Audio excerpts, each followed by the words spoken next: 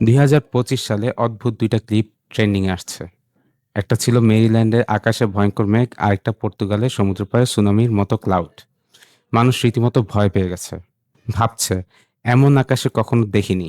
মেরিল্যান্ডে দেখা গেছে এক বিশাল কালো মেঘ কিউবের মতো বাড়ির উপর দিয়ে ঝুঁকেছিল। লোকজন একে বলছে ডুমসডে ক্লাউড। আসলে এটা ছিল শেলফ ক্লাউড। ঝড়ের আগে ঠান্ডা আর গরম বাতাস মিশে এমন মেঘ হয়। এই ভিডিওটা ভাইরাল হয় কারণ মেঘটা দেখতে ছিল একেবারে সিনেমার মতো। আর পর্তুগালে বিচের উপর দিয়ে স্লাইড করছিল ১৫০ কিলোমিটার লম্বা এক ক্লাউড। লোকজন ভেবেছিল সুনামি আসছে। এই ক্লাউডটার নাম রোল ক্লাউড। এক্সট্রিম হিট আর বাতাসের ধাক্কায় তৈরি হয়। আর ওয়েদার ডিপার্টমেন্ট বলছে কখন কোথায় ঝড় হবে ঠিক বোঝা যাচ্ছে না। ২টা ভিডিওতেই মানুষ ভয় পেয়েছে, আবার অবাকও হয়েছে।